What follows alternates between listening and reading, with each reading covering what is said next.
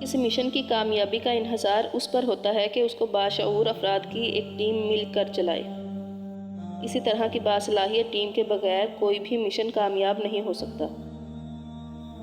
اس team کے افراد میں دو صفات کا ہونا لازمی ہے۔ ایک یہ کہ اس کا ہر فرد اطاعت گزار ہو، اس سے جو کچھ کہا جائے وہ ہر حال میں اس کی تعمیل کرے، وہ کسی عذر کو عذر نہ بنائے، خواہ وہ ذاتی عذر ہو یا خارجی عذر۔ دوسری صفت یہ ہے کہ اس ٹیم کے افراد اتنے باشعور ہوں کہ وہ کہے بغیر باتوں کو جان لیں، وہ بتائے بغیر صورتحال کو سمجھ لیں۔ اس دوسری صفت کی اہمیت یہ ہے کہ اجتماعی زندگی میں بہت سی باتیں بتائی نہیں جا سکتی۔ جب مشن پھیلتا ہے اور نئے نئے تقاضے سامنے آتے ہیں تو یہ ناممکن ہو جاتا ہے کہ لوگوں کو ساری ضروری باتیں بتا دی جائیں۔ ایسے وقت میں قابل عمل صورت صرف یہ ہوتی ہے کہ آدمی خود اپنی عقل سے باتوں کی گہرائی کو سمجھے، وہ خود ہر موقع پر اس کے موافق ضروری اقدام کر سکے۔ کوئی بھی دوسری چیز اس شعوری پختگی کا بدل نہیں بن سکتی۔ اس کی مثال کے لیے ایک قصہ بیان کیا جا رہا ہے۔ عبداللہ بن ابی قدیم مدینہ کا سب سے بڑا سردار تھا، یہاں تک کہ مدینہ کے باشندے اس پر متفق ہو گئے تھے کہ اس کو اپنا بادشاہ بنا لیں۔ مگر جب رسول اللہ صلی اللہ علیہ وسلم مکہ کو چھوڑ کر مدینہ آ گئے تو آپ ہی کو مدینہ کے لوگوں نے بڑا مان لیا۔ مدینہ میں ابتداءً مہاجرین اقلیت میں تھے، مگر مختلف مقامات سے لوگ ہجرت کر کے آتے رہے، یہاں تک کہ مدینہ میں مہاجرین کی اکثریت ہو گئی اور انصار اقلیت میں آ گئے، جن کا عبداللہ بن ابی سردار چلا آ رہا تھا۔ ان باتوں کی وجہ سے عبداللہ بن ابی کو رسول اللہ صلی اللہ علیہ وسلم اور مہاجرین سے سخت بغض ہو گیا۔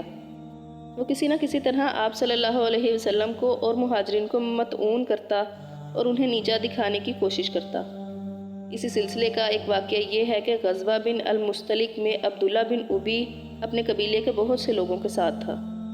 راستے میں ایک واقعے سے فائدہ اٹھا کر اس نے رسول اللہ صلی اللہ علیہ وسلم اور مہاجرین کے خلاف دشنام ترازی کی۔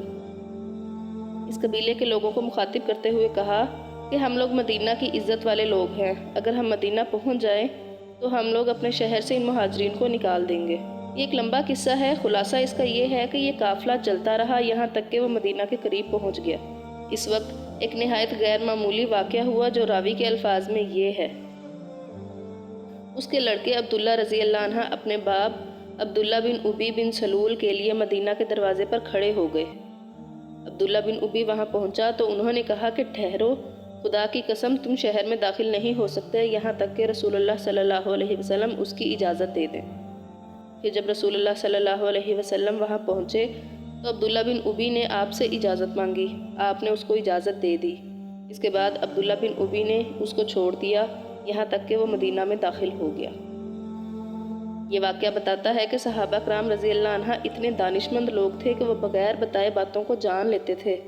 حضرت عبداللہ رضی اللہ عنہ سے رسول اللہ صلی اللہ علیہ وسلم نے کچھ نہیں کہا تھا، انہوں نے بطور خود یہ جان لیا کہ اس موقع پر انہیں کیا کردار ادا کرنا ہے۔